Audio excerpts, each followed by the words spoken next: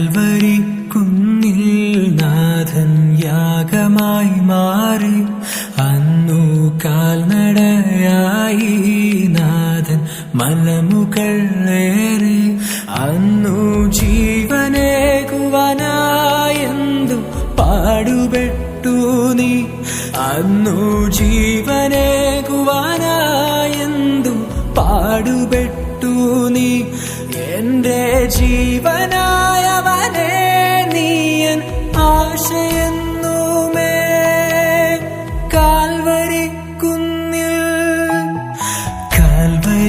കുന്നിൽ നാഥൻ യാഗമായി മാറി അന്നു കാൽനടയായി നാഥൻ മലമുകളേറി അന്നു ജീവനേകുവാനായെന്തു പാടുപെട്ടു നീ അന്നു ജീവനേകുവാനായെന്തു പാടുപെട്ടു നീ എന്റെ ജീവനായവനെ നീയൻ ആശയെന്നുമേ കാൽവരി കുന്നിൽ.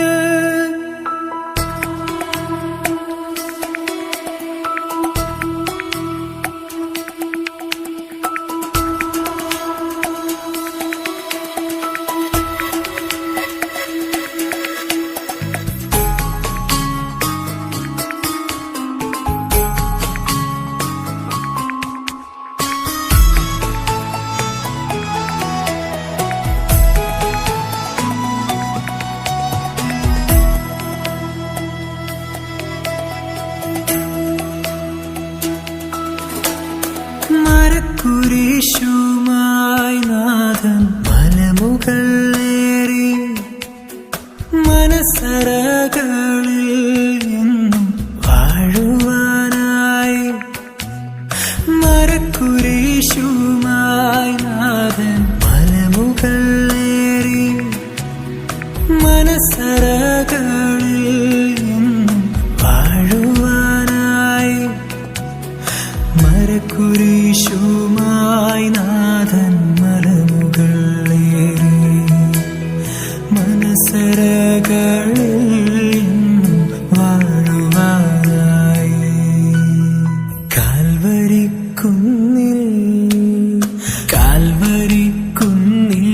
നാഥൻ യാഗമായി മാറി അന്നു കാൽനടയായി നാഥൻ മലമുകളേറി അന്നു ജീവനേകുവാനായെന്തു പാടുപെട്ടു. നമ്മുടെ ജീവിതത്തിലേക്ക് നമ്മളെ കൂടി ചേർത്തുകൊണ്ട് നമ്മുടെ ജീവിതത്തിലേക്ക് അതിനെ സമർപ്പിച്ചുകൊണ്ട് നമ്മുടെ രക്ഷാകരമായിട്ടുള്ള മാർഗത്തിൽ കടക്കുന്നതിന്റെ ലക്ഷ്യമാണ് നമ്മൾ ഈ കുരിശിന്റെ വഴി നമ്മൾ നടത്തിയിരുന്നത്. ഒരു പെൺകുട്ടി മുതൽ നമുക്കേറെ ത്യാഗമുണ്ടായിരുന്നു, വെയിലുണ്ടായിരുന്നു. രാവിലത്തെ തിരുക്കർമ്മങ്ങൾക്ക് ശേഷം ഉടനെ തന്നെ ആകുമ്പോൾ വലിയ വിശ്ര സമയം നമ്മൾ എടുത്തില്ല. എങ്കിൽ തന്നെയും ഇതൊരു അനുഗ്രഹത്തിൻ്റെതാണ്. ഇത് നമുക്ക് സംബന്ധിച്ചിടത്തോളം നമ്മൾ പറയുകയാണെങ്കിൽ നമ്മൾ പല ദൂര സ്ഥലങ്ങളിലൊക്കെ നമ്മളെ കുരിശിന്റെ വഴിക്കായിട്ട് നമ്മൾ പോകുന്നുണ്ട്. മലയാറ്റൂരും അതുപോലെ മറ്റു കുരിശുവഴകായിട്ടാണ് മറ്റു പല സ്ഥലങ്ങളിലും അടുത്തുള്ള സ്ഥലങ്ങളിലൊക്കെ ആയിട്ട് നമ്മൾക്ക് പോകുന്നുണ്ട്. പക്ഷെ നമ്മുടെ നാട്ടില് നമ്മുടെ ഇടവകയില് ആ ഒരു കുരിശിന്റെ വഴിക്ക് ഒരു പ്രത്യേകതയുണ്ട്. ആ പ്രത്യേകത മറ്റൊന്നുമല്ല, നമ്മൾ പരസ്യമായിട്ട് നമ്മുടെ സഹോദരങ്ങളുടെ ഇടയ്ക്ക് തന്നെ നമ്മൾ പ്രഖ്യാപിക്കുകയാണ്, ഞാൻ ഈശോയുടെ മാർഗം തേടി ജീവിക്കുന്നവനാണ്, ഈശോയ്ക്ക് വേണ്ടി ജീവിക്കുന്നവനാണ്. എന്റെ ജീവിതത്തിൽ ഉണ്ടാകുന്ന സഹനങ്ങളെ ഞാൻ ഈശോയ്ക്കായിട്ട് കാഴ്ചവെക്കുകയും അതിലൂടെ എന്റെയും എന്റെ കുടുംബത്തിന്റെയും എന്റെ നാടിന്റെയും എന്റെ ലോകത്തിന്റെയും അവിടെ രക്ഷക്കായിട്ട് കാഴ്ചവെക്കുന്നു നമ്മൾ ഉറക്കെ പ്രഖ്യാപിക്കുകയാണ്. അത് നമ്മൾ പറഞ്ഞാൽ ഈ കുരിശിന്റെ വഴിയുടെ നമുക്കറിയാം, കുരിശ് എന്ന് പറഞ്ഞു കഴിഞ്ഞാൽ അത് നമുക്കൊരിക്കലും ശാപമല്ല, അത് അനുഗ്രഹമാണ്, നമ്മുടെ രക്ഷയിലേക്ക് നയിക്കുന്ന മാർഗം. അതാണ് ഈശോ നമുക്ക് കാണിച്ചു തന്നിരിക്കുന്നത്. ഈശോയുടെ ജീവിതത്തിലെ സഹനങ്ങളെ എല്ലാം ഈശോ അത് രക്ഷാകരമാക്കി മാറ്റിയെടുത്തു. പരിശുദ്ധ അമ്മയോടൊത്ത് ചേർന്നാണ് ഈശോ നമുക്ക് കാണുവാനായിട്ട് സാധിക്കുക.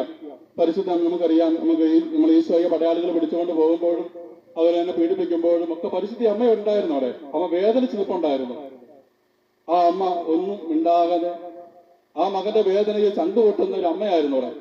ആ അമ്മയോടൊപ്പമായിരുന്നു നമ്മൾ യാത്ര ചെയ്തത്. ഒരു പെൺകുട്ടി പള്ളിയിൽ നിന്ന് നമ്മൾ ഇങ്ങോട്ട് വന്ന യാത്ര ചെയ്തത് അതായിരുന്നു. ആ അമ്മയുടെ വേദനകളെ നമ്മൾ നമ്മുടെ ജീവിതത്തിലേക്ക് നമ്മൾ സ്വീകരിക്കുന്നു. ഇനി ഞാൻ മൂലം, എന്റെ കുടുംബം മൂലം, എന്റെ ഇടവക മൂലം എന്റെ ഈശോ ഒരിക്കലും വേദനിക്കാതിരിക്കട്ടെ എന്ന് നമ്മൾ അവർക്ക് പ്രഖ്യാപിക്കുകയാണ് ചെയ്യുന്നത്. അപ്പൊ ഈ പരസ്യമായിട്ടുള്ള വിശ്വാസ പ്രഖ്യാപനം അത് തീർച്ചയായിട്ടും നമ്മുടെ ജീവിതത്തിൽ മുതൽക്കൂട്ട് തന്നെ ഈശോ നമ്മൾ ആവശ്യപ്പെടുന്നതാണ്. പരസ്യമായിട്ട് പ്രഖ്യാപിക്കുക.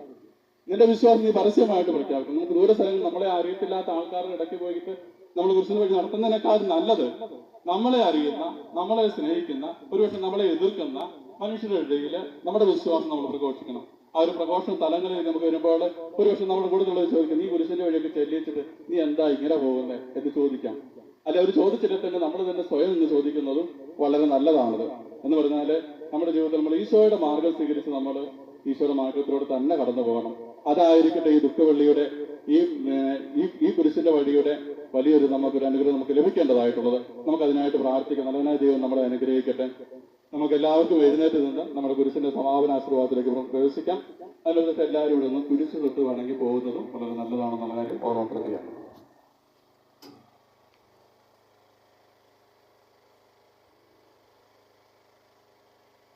നമ്മുടെ കർത്താവ് ഈശോമിശിഹായുടെ കൃപയും പിതാവായ ദൈവത്തിന്റെ സ്നേഹവും പരിശുദ്ധാത്മാവിന്റെ സഹവാസവും നാം എല്ലാവരിലും ഉണ്ടായിരിക്കട്ടെ.